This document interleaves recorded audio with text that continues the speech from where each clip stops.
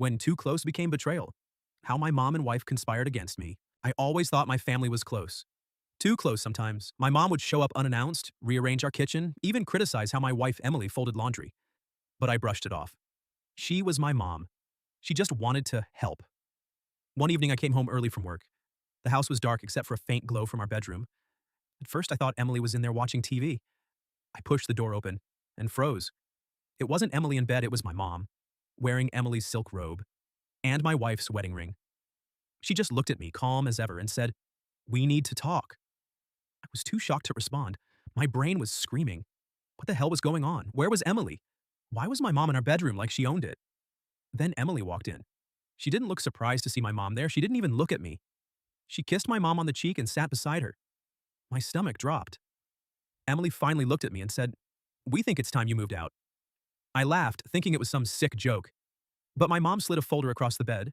Divorce papers, already signed by Emily. Turns out for the last 6 months, they'd been together. Not just emotionally, romantically. And they'd been funneling my money, my own earnings, into a joint account under both their names. I demanded an explanation. Emily shrugged and said, "You were always more like a son to your mom than a husband to me. Now we're just making it official." That's when it hit me. This wasn't some impulsive betrayal. This was a plan. The next few days were a blur. They tried to lock me out of my own house, drain my savings, and even had the audacity to post relationship pictures online like they were proud. But here's what they didn't know. I'd already made copies of every financial document.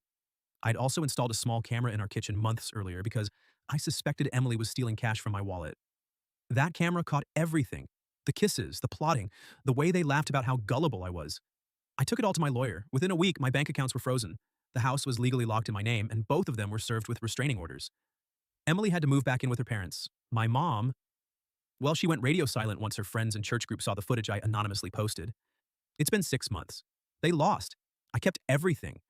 And every time I walk into my bedroom now, I remember the look on their faces when they realized I'd beaten them at their own twisted game.